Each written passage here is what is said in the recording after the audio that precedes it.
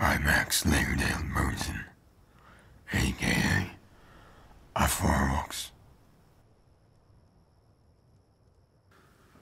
The last time I saw the old Lagonian, I was taken back by a light, it seemed, even though he was at the throes of death.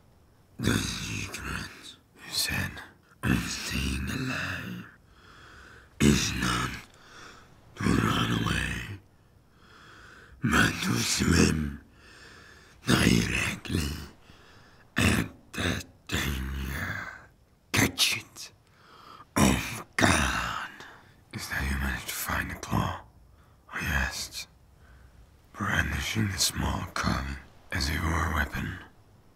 I had found it among his possessions, which I was helping divide among his beneficiaries. Should it also go to her cousin, dies from below? This, his mouth winded, exposing his fangs. If I hadn't known him as long as I had, I would think he was snarling, but I knew that to be a smile.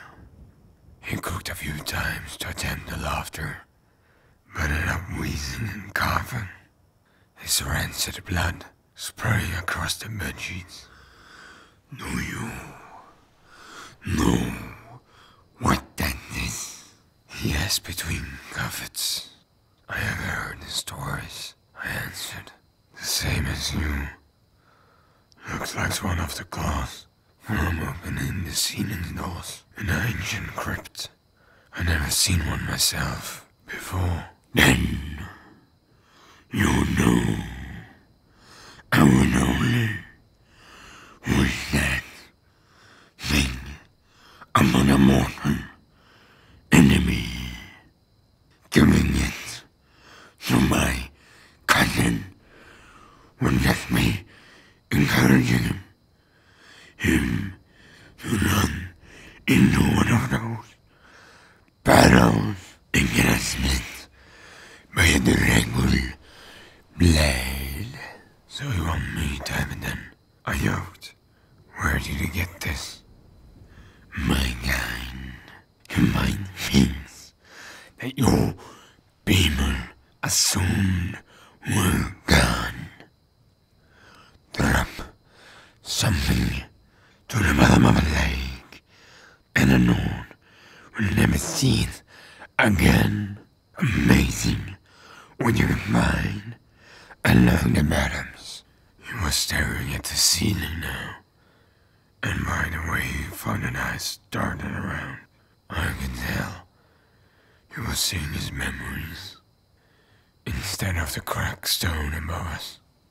Did he ever try to use it? I whispered to him, hoping that it could hear me through his fog. Of course, he snapped, suddenly lucid, his eyes widened and fixed on me.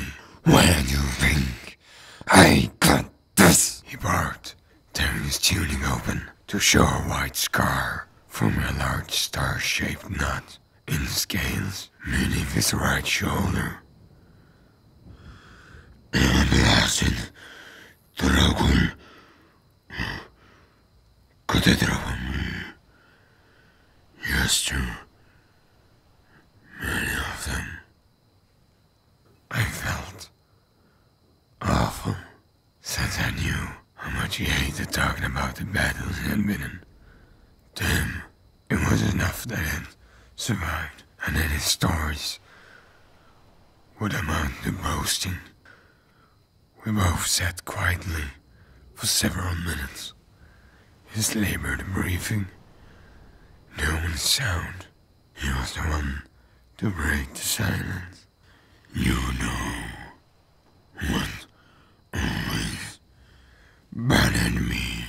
He asked. Why they even bothered with the symbols? The what? The symbols, you fool. Look at the claw. I turned it over in my hand, and sure enough, etched into the face, there were 3 animals: a bear, an owl, and some kind of insect. What do the symbols mean, dear Casa?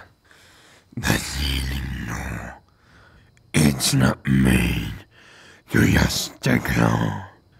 They are made of massive stone wheels that must align with glass symbols before they are open. It is a sort of luck, I suppose, but I don't know why the bother with it. If you had the glow, you also had the symbols to open the door. So why? He broke up by a cough fit. It was the most I've heard him speak in months, but I could tell how much of a struggle it was. I knew his mind, too, and helped folks along. Why even have a combination if you were gonna write on a key? Exactly. But as I lay bleeding on that floor, I figured out the dragon are relentless, but far from clever.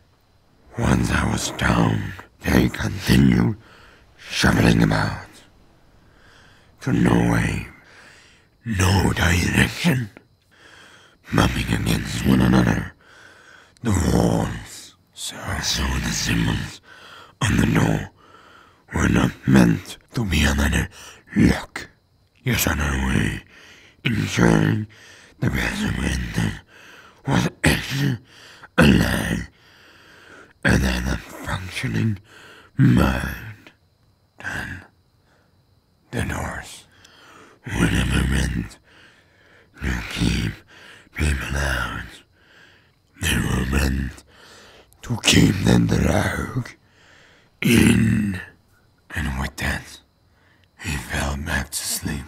When he woke, several days later, he refused to talk about the drug at all, and would only winch and clutch his shoulder if I tried to bring him up. The end.